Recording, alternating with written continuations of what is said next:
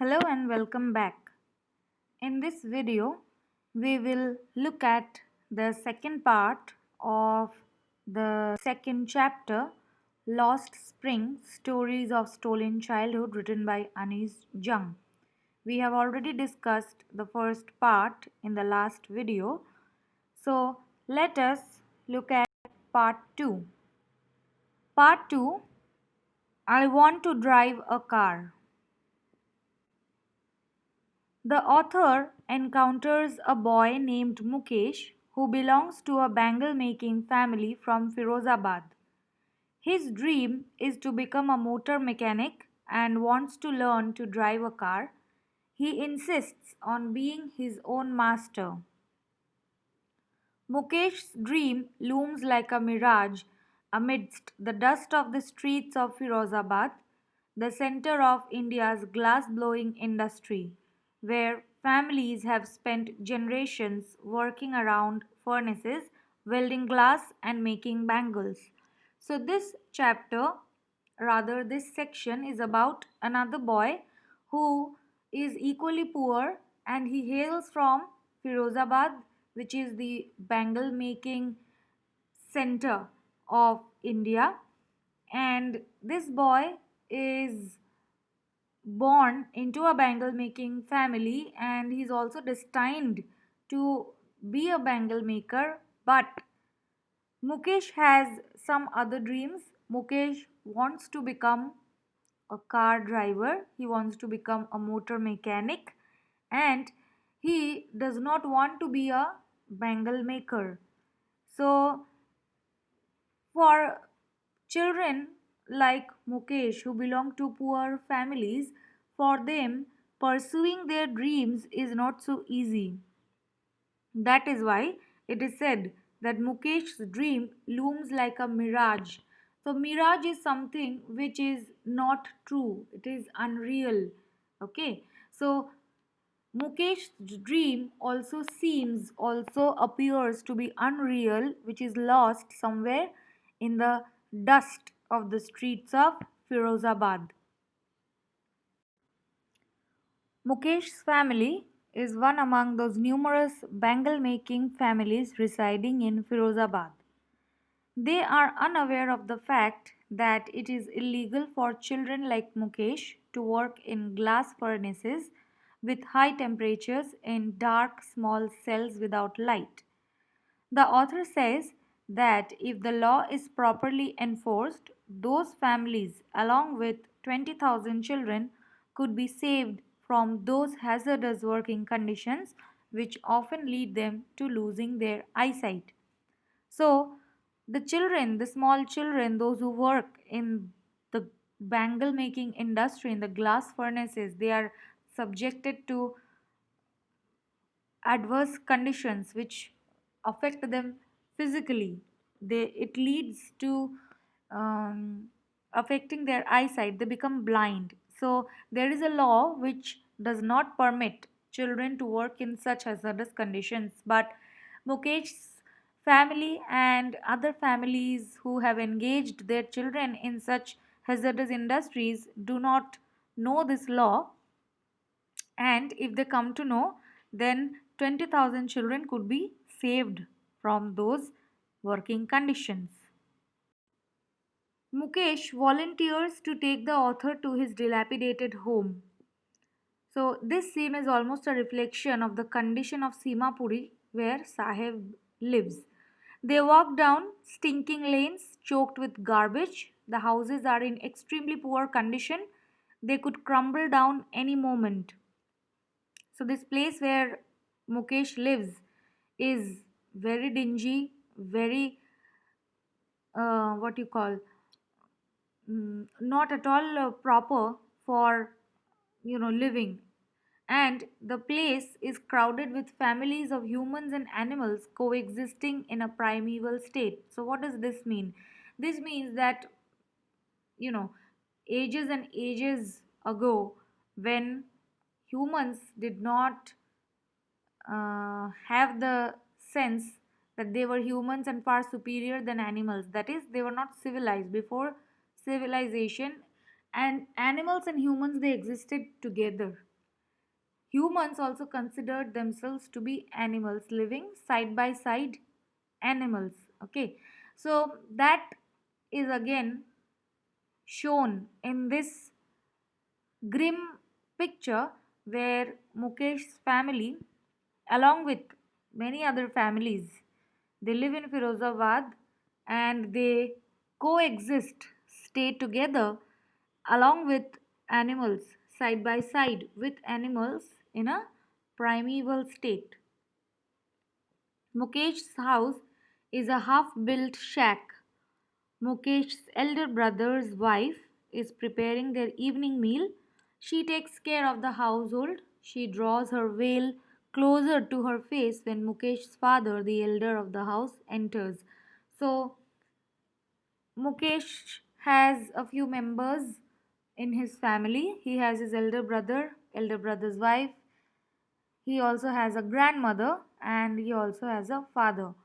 And the elder or the brother's wife is in charge of the whole family. She cooks and looks after the household. And when author and Mukesh they go to their house, they see that Mukesh's elder brother's wife was preparing their meals. Mukesh's father is an impoverished bangle maker. Impoverished meaning one who has been made poor. So, despite long years of hard labor, first as a tailor, then as a bangle maker, he has failed to renovate a house, send his two sons to school.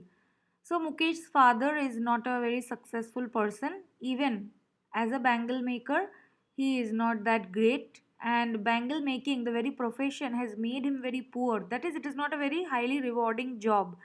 And despite long years of hard labor, even if he has given a lot of efforts, a lot of hard work, a lot of toil, still he has not been able to renovate, repair his house, and send his two sons to school. Two sons meaning Mukesh and Mukesh's elder brother.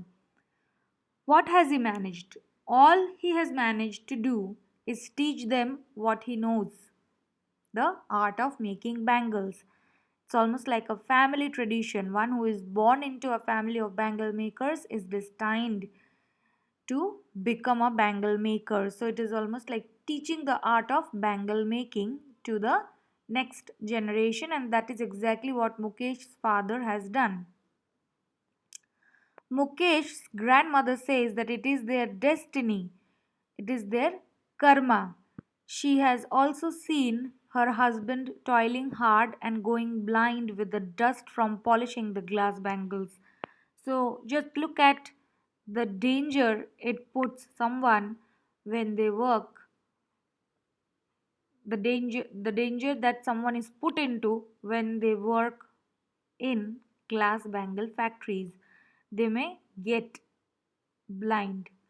She asks rhetorically, can a God given lineage ever be broken? So, Mukesh's grandmother believes that this has been given to them by God and it is such a tradition which cannot be broken. So, a bangle maker's son will always become a bangle maker. A bangle maker's son will always become a bangle maker. They have not seen anything other than bangles, spirals lying in mounds, in unkempt yards or piles, on four wheeled carts, or for that matter, wherever their eyes go in Firozabad. So, Firozabad is basically known for its glass bangles, and these people, the bangle makers, they have not experienced anything other than bangle making. Children with their parents sit in dark huts learning bangle making as apprentices. So, who is an apprentice? An apprentice is somebody to whom you teach a particular craft. Their eyes are more adjusted to the dark than light. They go blind even before they reach adulthood. So, children are at a very high risk of losing their eyesight, and it is a very sorry state of affairs in Firozabad, where the families send their children to these bangle making factories to earn a little more money. The author comes across another girl called Savita who works very mechanically making bangles, so her hands are almost moving like the tongs of a machine. She is very swift, she works like a machine. Savita is too young to realize the sanctity or the holiness of bangles because in Indian tradition, Hindu tradition mostly, bangles are associated with the auspiciousness in marriages. So once you are married, you have to wear bangles. She will realize it suddenly when she gets married off. Savita's grandmother, who sits beside her, who is blind, says that this profession never allowed her to enjoy even one full meal in her entire lifetime. It is that much impoverishing. So, bangle making does not earn you any money. It is not profitable at all, and it is so difficult even to earn a little money that you have to probably go hungry sometimes, even if you are working. Even with a job, you sometimes go hungry. That much discouraging bangle making is. Her husband, Savita's grandfather, says, I know nothing except bangles. All I have done is to make a house for the family to live in. At least he has a roof over his head, which many fail to achieve. So, the greatest achievement that these people can make is to build a house for their family so that at least they have somewhere to go, at least they do not have to live on the streets. They have a roof over their head under which they can take shelter. I mean, food, clothing, and shelter, that is all these people can think about. Just like Sahib in the last story, where the parents of those rag picking children, they pitch their tents wherever they find garbage, and that is equally very grim, very sad.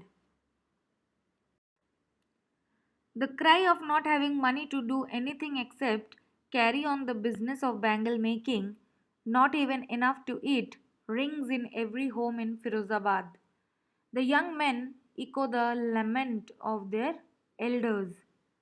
So, since it is a family tradition of becoming bangle makers, the bangle makers, for instance, at the present moment, when they have kids, the kids will also face the same problems that the bangle makers are now facing as young men.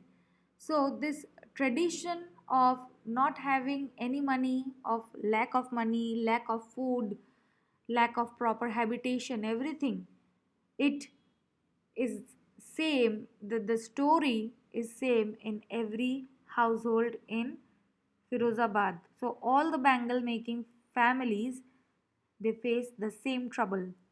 Very little has changed over generations. Years of mind numbing toil have killed the initiative and ability to dream. So, how can anyone dream?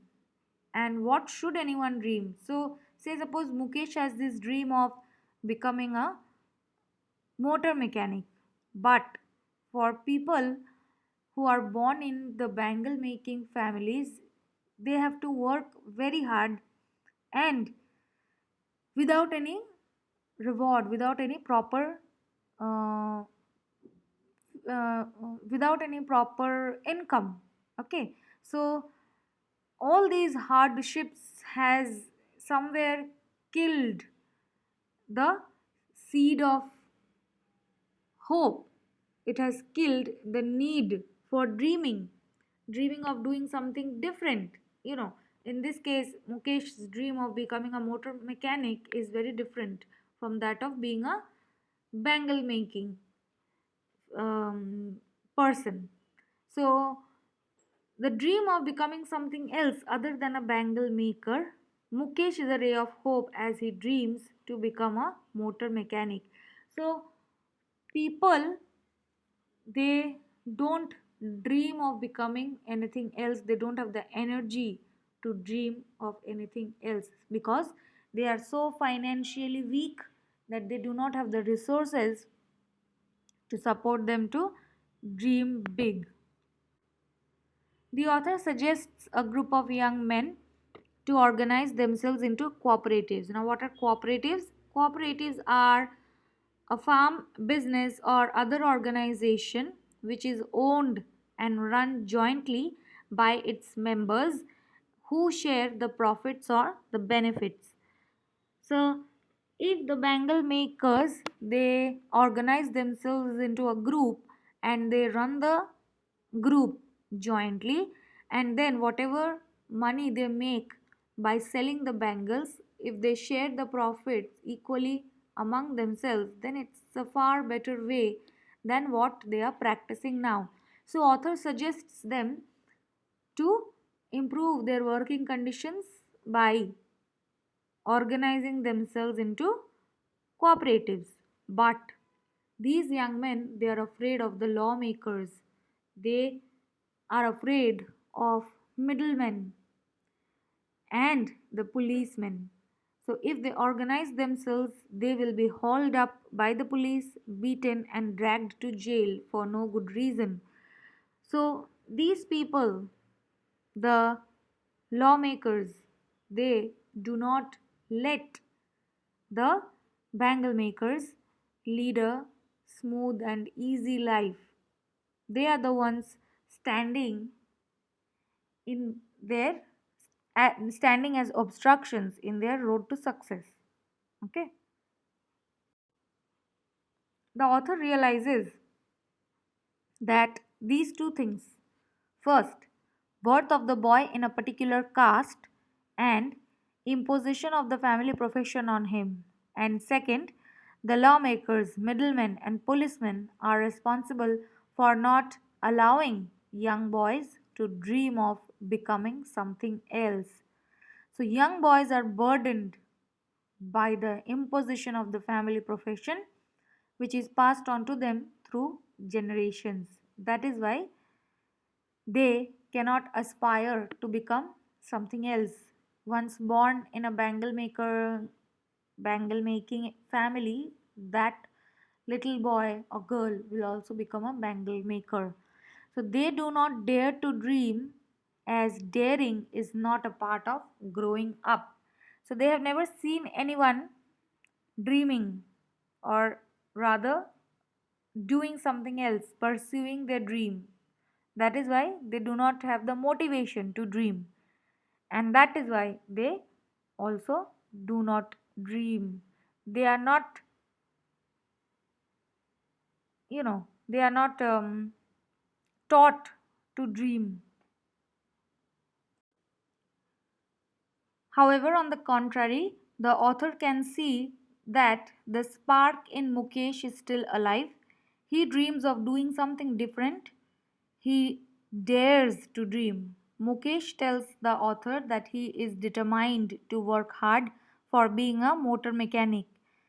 The author goes beyond his dream of being a car mechanic and asks him if he would like to fly planes. Mukesh is embarrassed as he has no clue about them, as there are not many planes flying over his town, Firozabad. So, Mukesh wants to become a car mechanic, but the author plays with him a little and asks him that what about flying planes? Does he want to fly planes also? So hearing that, Mukesh is a little confused. He is a little embarrassed as he does not know anything about planes. He has never seen one, as planes do not fly that often over Firozabad. But he knows for sure that he wants to drive a car someday, as he has seen cars running on the streets, lots of cars, and he is content. He is satisfied with his dream of being a car mechanic. So that's all for this video. In the next video, we will discuss the summary and some important things related to this chapter. Thank you.